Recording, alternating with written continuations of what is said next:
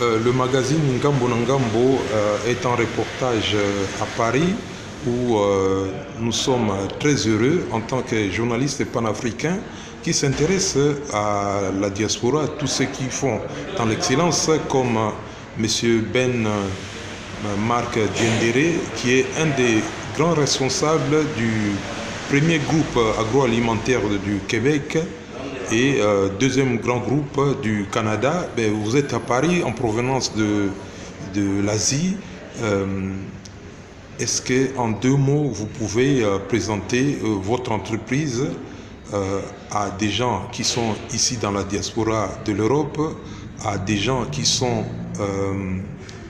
en Afrique centrale, en Afrique australe et en Afrique de l'Est? Bonjour d'abord tout le monde et puis bonjour à M. Lilo Miango. Je suis très heureux de faire une entrevue avec votre groupe et puis surtout vos auditeurs et puis vos téléspectateurs ou vos vos internautes. Écoutez, la Coop Fédérée, comme vous l'avez dit, c'est le premier groupe agroalimentaire du Québec. C'est un groupe qui travaille avec pratiquement 100 000 membres et qui a un focus sur l'agriculteur. C'est-à-dire que moi je suis un employé des agriculteurs. Ils me payent pour que je m'occupe de leur communication, de leurs affaires publiques et de leur gestion de crise et puis de m'occuper de toutes les marques qu'ils exploitent. Quand je dis des marques, ça veut dire qu'ils sont jusqu'à la transformation, ça veut dire des marques que les gens peuvent trouver sur du jambon, sur du poulet, sur des légumes, sur des boissons, des produits, en tout cas de l'agriculture.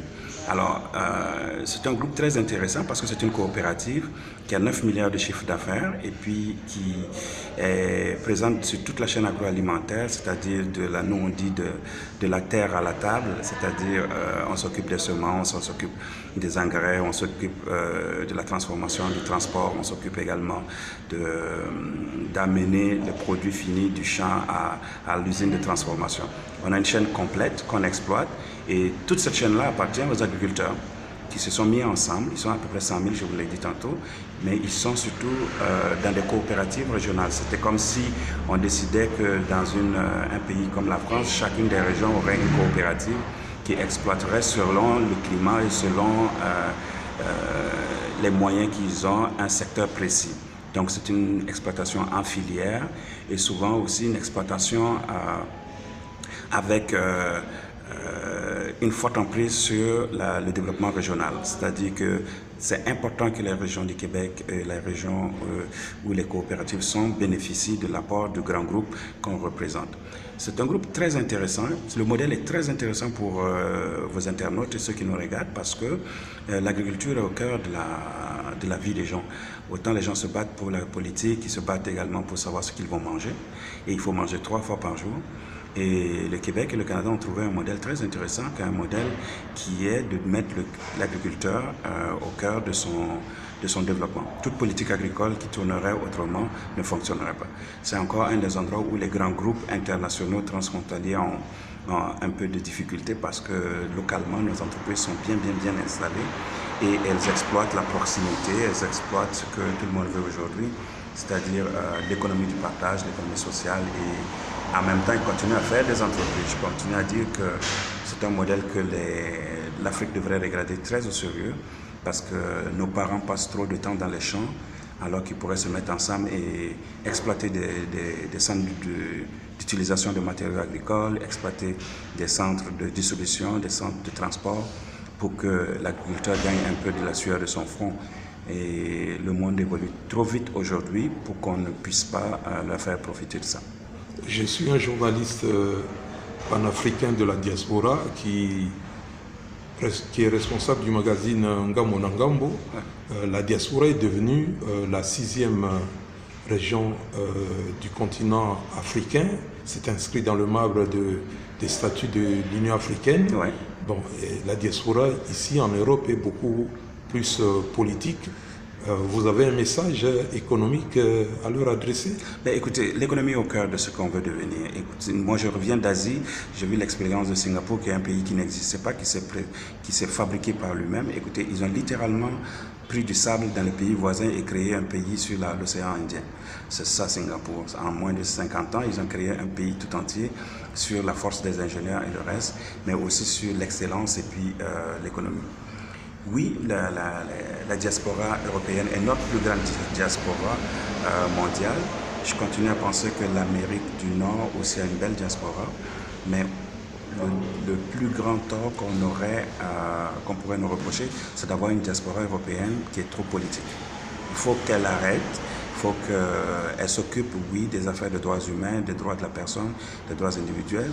Il faut qu'elle s'occupe d'être une diaspora économique comme les Chinois le sont devenus, comme les Indiens le sont devenus, et qu'on mette en place des vrais outils de diaspora économique pour accompagner nos gens.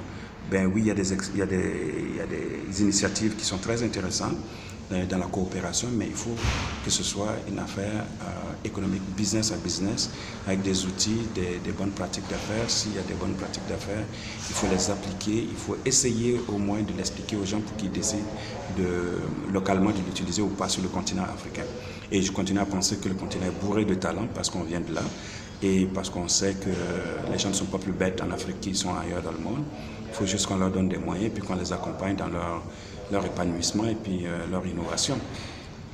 Bon, vous parlez anglais aussi, comme nous sommes suivis aussi en Afrique australe, notamment en Afrique du Sud. Yes. Juste un mot, un message que vous venez de dire ici en anglais pour nos internautes anglophones. Évidemment, nous faisons aussi la promotion de nos langues africaines. Absolument. Ben, j'aurais voulu faire ça en plusieurs langues africaines, mais j'en connais que quelques-unes de l'Afrique de l'Ouest. But you know what? We got a great potential in being a diaspora from Africa and North America, you know. We got to work on economic side. We got to make sure that all the competitive fitness we have, we made it real for people in Africa. We got to stop being political and going crazy about this government. We know them. We know that they can do something harm to their people. They can do good to the people too. So in one way, we got to work on doing the best we can and getting best practices on this continent, making sure that people around the globe know that we got a great potential, making sure that people in Africa have the best tool they can imagine to thrive. Okay, my word for people in South Africa or everywhere in Africa is we have the potential. We're gonna be a force to reckon with. We're gonna do everything we can for this century to be our century. Make sure that Asia and Africa become the two forces we can have, and make sure that people, our kids, the new generation get the technology, the innovation. Now we're talking about artificial intelligence.